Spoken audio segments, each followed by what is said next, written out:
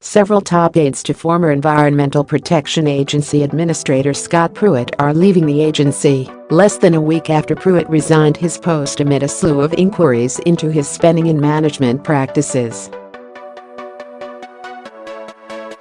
The departures include Jahan Wilcox, who as Pruitt's combative spokesman fiercely defended the embattled cabinet member and found himself facing criticism for his sometimes antagonistic approach to reporters covering the EPA, Lincoln Ferguson, a longtime aide and confidant who worked for Pruitt in Oklahoma and was nearly always by his side during his travels, Hayley Ford, Deputy White House Liaison, and Kelsey Daniel, an EPA spokeswoman.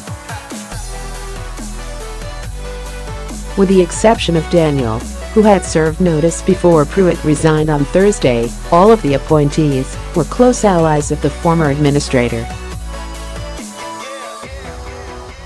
Several of the aides had been seeking other work, according to several current EPA officials who spoke on the condition of anonymity to discuss personnel matters, given the upheaval the agency had been undergoing during Pruitt's tenure.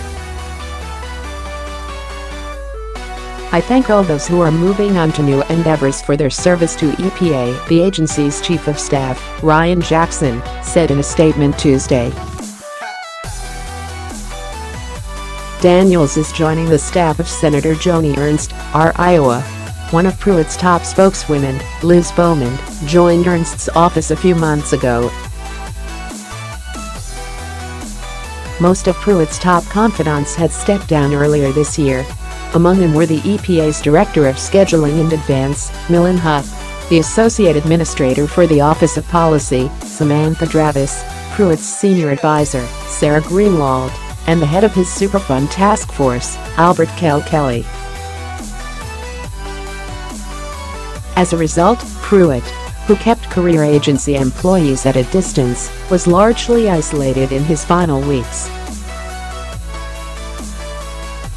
According to 3 administration officials, all of whom spoke on the condition of anonymity because of the sensitive nature of the matter, White House and EPA staffers have engaged in discussions this week about what staffing changes might be appropriate after Pruitt's resignation.